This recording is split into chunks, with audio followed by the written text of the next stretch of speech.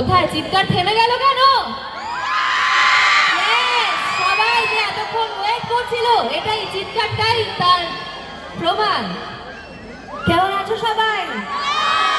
তোমাদের আওয়াজ শুনেই বোঝা যাচ্ছে ভীষণ ভালো আছো। এদিকে সব ভালো তো? এপাশে তোমার সবাই ভালো আছো তো? তোমাদের কাছে এসে আমি আরো ভালো হয়ে গেলাম, এত ভালোবাসা পেয়ে তোমাদের। এবং এই ভালোবাসাটা এত কাছ থেকে পাওয়ার জন্যই কিন্তু তোমাদের কাছে আসা, এতটা দূর থেকে। এবং তোমাদের